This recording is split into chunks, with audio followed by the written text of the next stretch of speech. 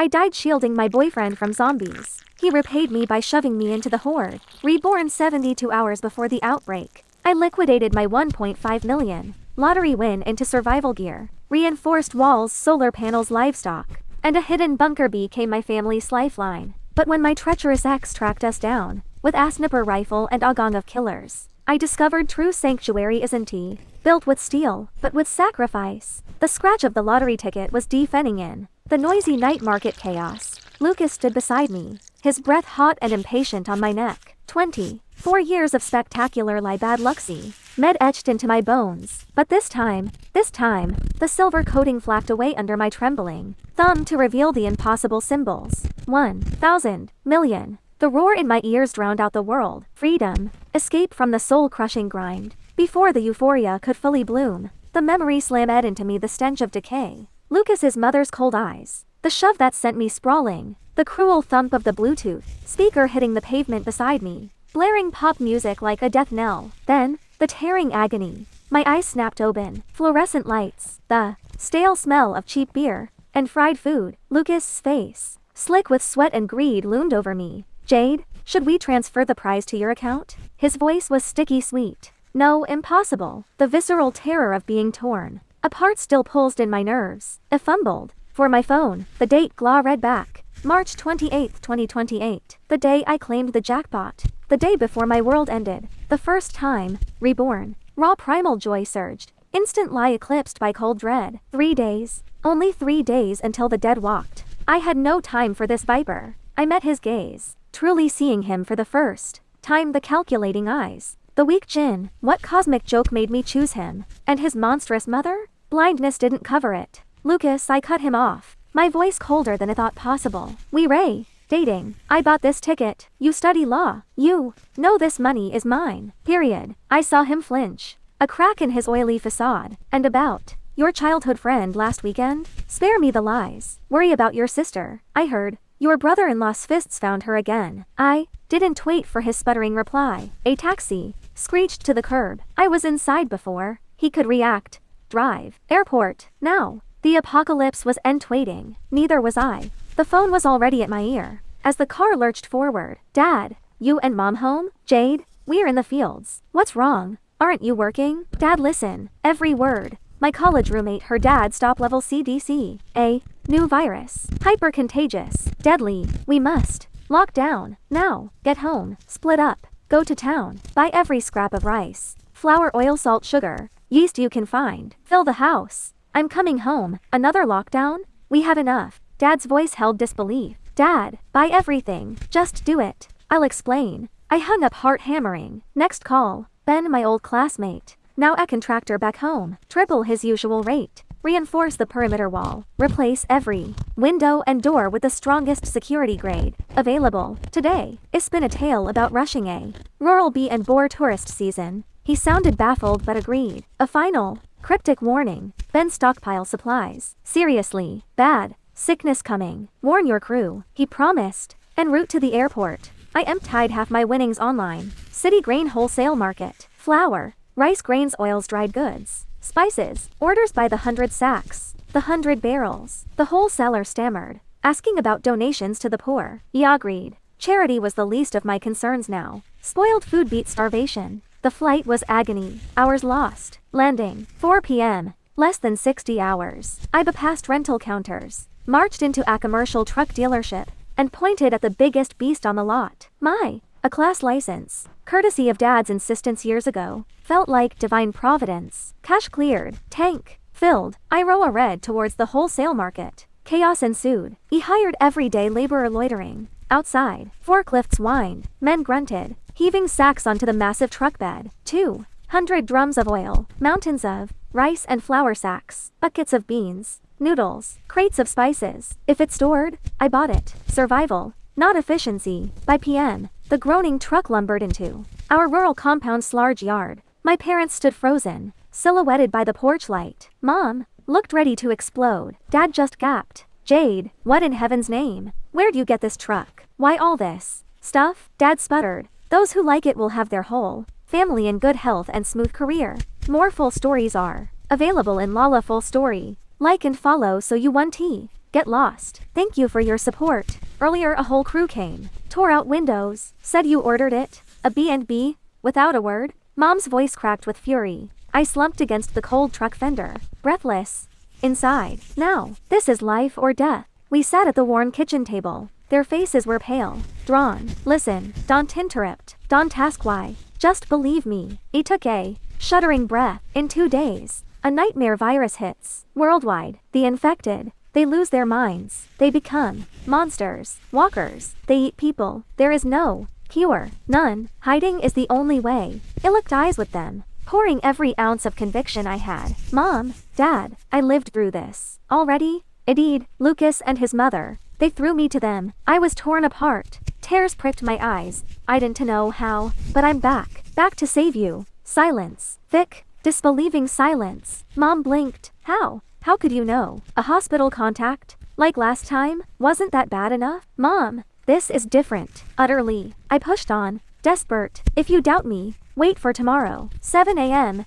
The village head shouts. His daughter-in-law wants to visit. Her family. His wife says she's pregnant. Should end travel. They'll fight. She'll fall. Hospital. Dad stared, his face a mask of shock. Then dawning horror at my description of death. He reached across the table, his calloused hand gripping mine. All right, Jade, I believe you. We prepare. Together. What do we do? The lottery money. It's ours. Use it. All of it. Money won. Tea matter soon. Seeing their graying hair, the lines of worry etched deep. A pang of guilt shot through me. This time, I wouldn't fail them. Over a hasty dinner of noodles. Plans formed. Mom, practical from her years as a construction camp cook, assessed my haul. Staples and spices. Good start. But no meat. No fresh stuff. Tomorrow, I hit the markets. Cabbage, potatoes, turnips. Apples, things that store. We have the root cellar. Our yard. The roof. Space for gardens. We need coir bricks. Seeds, fertilizer. Coir expands with water. Saves space. We have the well pump water for drinking and growing. She paused.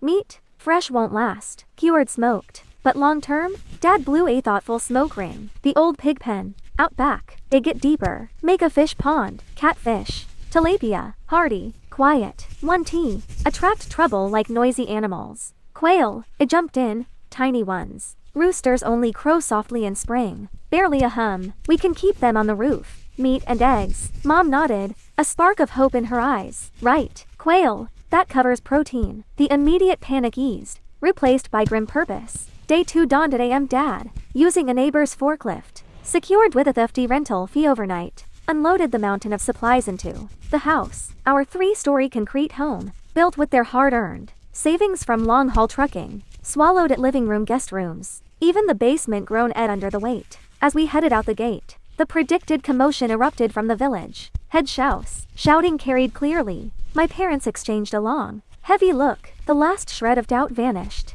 We split forces. Dad stayed, directing 2 trusted neighbors. Hirento fixed the Pigpanabicaldidi Bach. Mom and I hit the city. The wholesale market was a blur. Mom commandeered laborers. Half a ton of cabbage, sacks of potatoes. Boxes of dried seaweed, fungus, dried fruit. Smoked sausages, whole cured hams. Crates of apples. Lemons. The truck bed sank lower.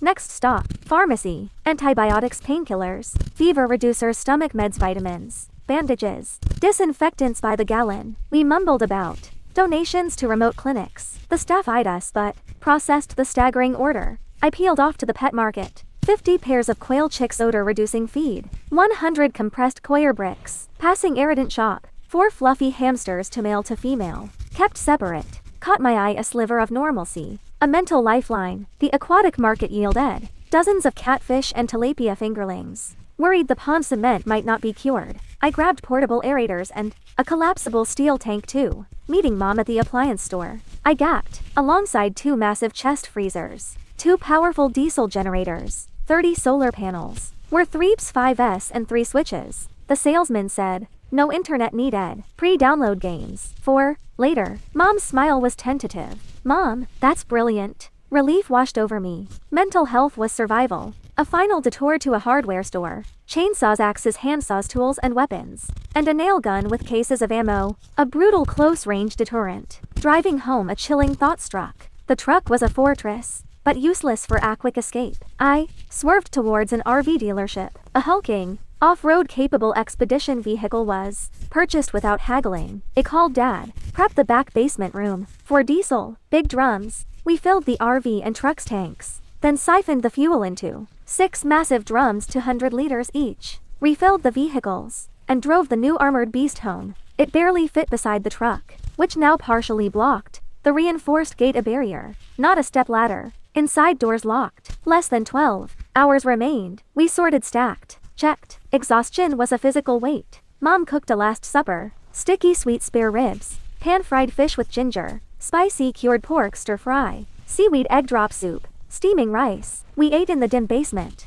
savoring each bite like condemned prisoners. The silence was heavy, punctuated only by chopsticks on bowls. As we cleared plates, my phone screamed. An unknown number. Ice flooded my VNs. I answered. Lucas's voice, ragged with desperation and madness, tore through the line. Jade, you're reborn too. That's why you ran with the money last time. It was Mom. I swear. Baby, please. Time's running out. Where are you? Tell me. My blood turned to slush. He remembered. Lucas, you're delusional. I forced icy calm. Reborn? Too many movies. I'm on vacation. Don T call. I moved to hang up. His mask shattered. Fine. You heartless bitch. You'll regret this. You think you can hide? The venom in his voice promised hell. The line died. Dread coiled in my gut. Acnoing, hate-filled enemy was the ultimate variable. We had to be ready. Dad and I spread coir bricks in the yard. The well pump chugged, saturating them until they bloomed into dark, fertile soil. We raked it, smooth under the fading light.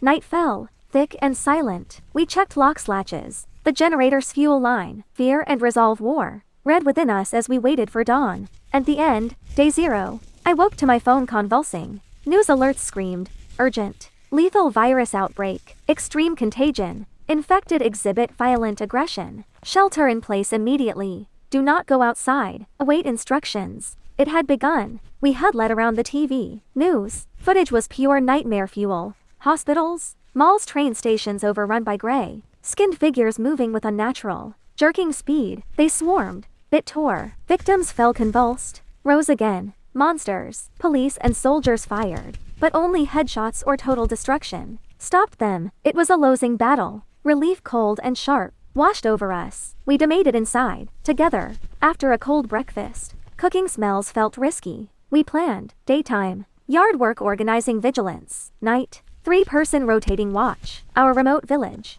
mostly elderly and children, was quiet. For now, Dad prepped the new garden beds. I set up the quail cages under the newly mounted solar panels on the roof. Mom salted and cured fresh meat in the cool cellar. Lucas's threat hung like smoke in the air, setting up the hamsters in the living room easier to watch. I checked my phone. Signal was fading fast. Social media buzzed with disbelief. Dark humor about another lockdown. Official statements were vague. Highly lethal contagious virus. Aggressive behavior. The ambiguity fueled panic. That afternoon, a neighbor knocked. Curiosity. We could end risk. It. Dad spoke firmly through the reinforced gate. Government orders. Strict lockdown. No contact. Get home, stock up, stay inside. He sounded convincing. Later, Mom learned via a hushed phone call. The village head's drama had escalated. His daughter-in-law had faked pregnancy to scam his property. Exposed at the hospital. Chaos reigned. Dad tinkered with the solar setup, powering small lights and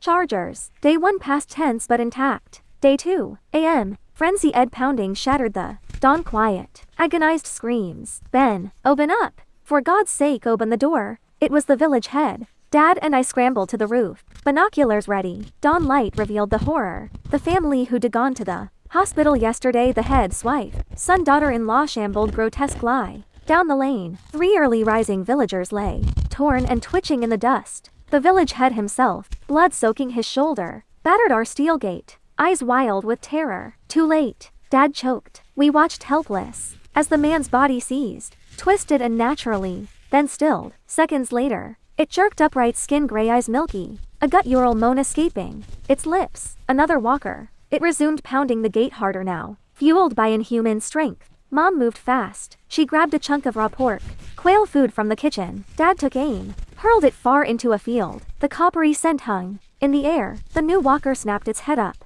nostrils flaring. It abandoned the gate, lurching towards the smell. The others followed. Shaken, my parents sat silently in the dim Living room. Grief for neighbors. Fear for the future pressed down. Mom, Dad, I sat between them, taking their cold hands. This is the world now. We can save everyone. We can, T. Our job is to survive, to keep this family alive. My voice cracked but held firm. They looked at me, then at each other, slowly. Resolve hardened their features. Dad squeezed my hand. Jade Shrite, we survive. Together, that's what matters. Suddenly, a mechanical buzz filled the air. A drone. An amplified official voice boomed. Attention all citizens. This is an emergency broadcast. Shelter in place. Secure your homes. Government forces are establishing Safe Zone S. Hold fast. Maintain hope. Rescue is coming. Repeat. Hold fast. Maintain hope. Rescue is coming. The familiar, authoritative tone was a bomb. Tension eased a fraction. The government was fighting our remote location, villagers' natural tendency to stockpile, and the lack of desperate foraging. It offered a fragile safety. That evening, needing normalcy, Mom cooked properly. Dad netted a catfish from the new pond, burying the guts deep with lime. Mom worked magic. Plump pork belly braised with tangy pickle, cabbage and chewy glass noodles, golden fried. Catfish simmered into milky broth. Simple, blanched greens with oyster sauce. Steaming rice. Lemon honey water. We ate underground, savoring the forbidden aromas and the simple comfort of being together. Later on the roof, I saw them, Grace and little Joy, in their dilapidated yard next door, waving frantically. Grace, the proud, grateful widow Mom had helped defend against greedy relatives years ago. Joy, her orphaned granddaughter. Mom joined me. Food, she said simply, her eyes soft. She's probably down to cabbage, worrying about us. My heart clenched. I loaded a basket, 10 kilos of rice, 2 cartons of instant noodles, rope, but daylight was too risky. I tied a brick to the rope end, threw it over. Grace understood. Izenia led her to secure it. I lowered the basket, adding a note. Tonight, PM, return. Basket then, too visible now. Grace nodded, pulling Joy inside, seeing their flimsy wood and gate, their low wall against our fortress. The contrast was stark. We held a council. Help? How? Grace and Joy were family in all but blood. The decision was unanimous. Help. Strategically. Share food. Protect if attacked. Assess later about bringing them in. At PM, under cover of darkness, I lowered the basket again. More noodles, sausages, salt, sugar, vitamins. Joy clung to the basket, insisting on putting in 3 enormous cabbages she and Grace had dug up. I accepted the high offering, its weight a testament to resilience. Days bled into a tense routine. Day 7, the village was a tomb. Only the original 3 walkers, the head's wife, now mostly bones, and the 3 bitten villagers shambled. Aimless lie. Phone signal was dead. The screen frozen onto 80000. A fortune rendered meaningless. Life settled into a grim rhythm. Dad's gardens be rooted. Bok choy lettuce. Beans needing ter Eliza's. Mom's quail produced a steady stream of tiny eggs, her pride evident. The hamsters, eventually paired, were an endless lie on their wheels. We discovered the repairman simulator. Mom quickly becoming the family champion. Dad devoured my old teen romance novels, demanding explanations for white lotuses and scheming secretaries. It was absurd lie normal in the apocalypse. Grace and Joy Shao stayed quiet. Joy hung laundry. Grace weeded her small plot. Distant, cautious smoke plumes signaled other survivors. The walkers grew sluggish without fresh prey. The head's wife finally collapsed. I dared hope this fragile equilibrium could hold until lunchtime. The roar of engines shattered the silence. Heavy, aggressive, closing fast. We dropped our bowls, scrambling to the roof. My blood froze. Lucas, caked in mud, face twisted with hatred and madness. He stood on the roof of a modified off-road pickup, and in his hands, a sniper rifle. A gun? Dad gasped. Lucas spotted me. The red laser dot of the scope danced mocking lie across our windows. The message was clear. Open up or I shoot. Basement. Now. Dad barked. We scrambled down to the reinforced diesel storage room. Bulletproof glass or not, Lucas was unhinged. He might have other plans. Fire explosives. Another vehicle screeched to a halt. My stomach dropped. He was ent alone. A second modified SUV disgorged 3 figures. A woman draped over a massive, shaven-headed brute with dead eyes, Vince, and another woman stunning but hollow-eyed, wrists bound cruelly with wire. Luna. The commotion drew the sluggish walkers. Vince didn't flinch. He drew a pistol. 3 precise shots. 3 walkers dropped. Heads ruined. Professional. Jade. Not even a hello for an old friend. Lucas' amplified voice dripped with Sarcasm. Nice fortress. Living large. Open up. Let's talk. Silence. Vince snarled, raised his pistol, and unleashed a torrent of bullets at our gate and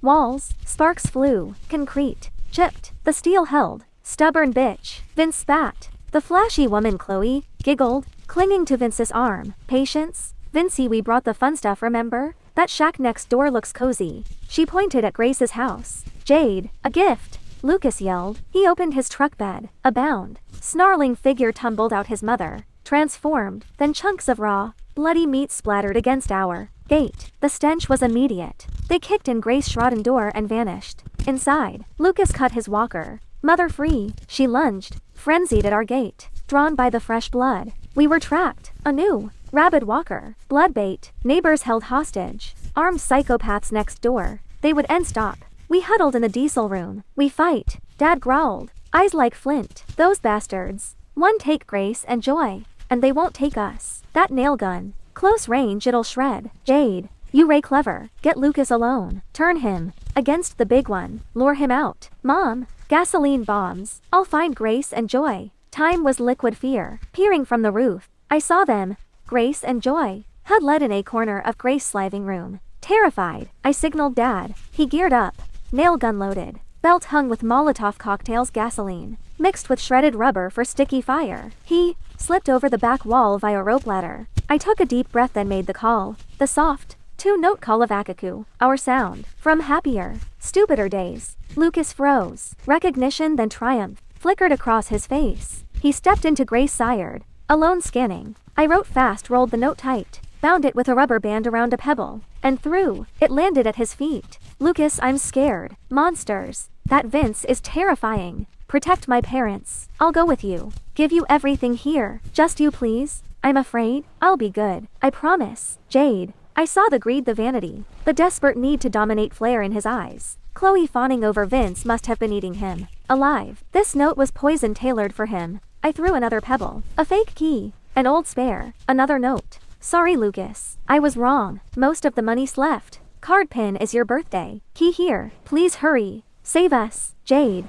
He snatched them up. Greed wore red. With paranoia. Greed won. He turned, storming back inside. Shouting erupted. Violent guttural. Vince, that girl is mine. Bullshit, Lucas. You little worm. My gun. My wheels. Bang. Bang. Bang. 3 shots. Sharp. Final. Vince crumpled. Surprise frozen on his face. Betrayed by the weasel he tolerated. Chloe screamed. Bolting outside. Luna followed. Eyes wide. Lucas swaggered out. Pistol smoking. Face alight with vicious glee. He approached Luna. Cut the wire binding her wrists with rough haste. Blood welled from the cuts. Luna, he wheedled. Don't blame me. Survival, you know? I'm not a monster like Vince. His leer encompassed both women. We can make this work. Be nice. Luna spat. You think you deserve anything? Her voice was ice. Then, she moved. Fast. She lunged, wrapping her arms around his waist, tackling him to the dirt, pinning his gun hand beneath her. Now, she shrieked, her voice tearing at the sky, staring towards where Dad must be hiding. Shoot. Don't hesitate. Kill him. Grace moved. Frail, fierce Grace threw herself onto Lucas' thrashing legs, anchoring him with her frail weight. Ben, do it, she screamed. Dad erupted from the shrubbery near the low wall. The nail gun whined. At point-blank range, he pulled the trigger. Thwack, thwack, thwack, thwack, thwack. A staccato roar of compressed air and steel. Dozens of heavy-gauge nails ripped into Lucas' torso and head. He convulsed, a gurgling scream tearing from him, the pistol falling from his limp hand. He jerked, spasmed, then lay still. Justice served. Luna lay on her back. Blood blossoming on her shirt from a stray bullet during the struggle. A faint, serene smile touched her lips. Done, she breathed. Her eyes glazed over. Grace slumped beside Lucas's legs, a dark stain spreading across her faded blouse. Her eyes found Dad's, filled with a desperate silent plea. Grace, Dad choked, kneeling beside her. I swear, Joy is family, my own flesh and blood. I swear it. A ghost of Asmal. Grace closed her eyes. Peace. Dad buried Luna and Grace in Grace. Small yard that afternoon, under Agner-led old pear tree. He carried the catatonic Joy back to our fortress. Our family was now 4. Joy was Assalent shadow. She helped Mom shell beans, tended the quail, lost herself in books. The light in her eyes was dim. We gave her space. Time unwavering presence. Winter deepened. Government drones returned, announcing large safe zones in city outskirts. Rescue convoys planned for when the deep cold further immobilized the walkers. We chose to stay. Our supplies were vast. Our fortress proven. The journey was too perilous. Snow fell. The stockpiled. Charcoal glowed in the kang, warming the brick bed where we all slept. Had led together for warmth and comfort. One morning Mom declared, dumplings. The mundane magic worked. Mom mixed dough. Dad seasoned pork and cabbage filling. Jai, silent but focused, carefully rolled dough circles. I folded. Steam rose, carrying the scent of home of survival. Dad produced a bottle of sorghum liquor. To life he rasped, pouring small cups. Honey water for Joy and me. To family, to making it. The dumplings were heaven. Warmth spread from our bellies. Games were mastered. Dad's romance novel. Vocabulary became alarmingly sophisticated. Manipulating the flower goddess. Snow blanked Ted the Ugg. Lines is outside. My hamsters, finally cohabiting, produced a squirming litter of 6 pink pups. Dad, beaming, built them a miniature kingdom. In an empty storage room, complete with a tiny vented brick stove. My baking experiments, cake mixes. Yeast yielded mostly hockey pucks. But the rare success was golden. Winter passed in a cocoon of chores. Quiet grief shared warmth and small, hard-won joys. Day 365. I was staking tomato seedlings when my phone erupted. A sound forgotten. Multiple loud notifications. I fumbled it out. Full bars. 4 grams. Dad, Mom, Joy, signal. We have signal. My shout echoed. We crowded around the dusty satellite TV. The screen flickered, then cleared. The familiar news desk. The anchor's face, solemn but resolute. After a year of unprecedented global effort and sacrifice, the X virus is contained. Effective vaccines are being distributed nationwide. Transmission chains broken. Military operations clearing. Remaining infected zone S. Citizens in isolated areas, hold firm. Rescue operations are mobilizing. Your nation has not forgotten you. The words washed over us. Tears streamed down weathered cheeks. Young faces, we clung to each other. Sobbing relief, triumph. Profound sorrow for those lost. Overwhelming gratitude. It was over. True lie over. Rebuilding was slow. Painful. I used the dwindling lottery funds to transform our home into Chongsheng Lodge. Rebirth in. Luna's remains were returned to her grieving family far away. Grace rests in a sunny spot on the hill behind the house, overlooking the valley she loved. Jai, with therapy and time, began to heal. Returning to school, we stayed. This scarred land, this fortress of love and sacrifice, was home. Morning sun dapples the herb garden. Mom slaw drifts from the kitchen, frying dough sticks for guests. Dad putters near his vegetable patch, checking on his thriving grandrodents. Joy B. ND's over her homework at the dining table, a small, genuine smile playing on her lips. I stand at the lodge reception desk, welcoming a new day. Sanctuary isn't just walls and stockpiles, it's the hands you hold. The sacrifice is remembered. The quiet strength of dawn after the longest night. Together, we rebuilt. Together, we live. That is the true fortress. That is our rebirth.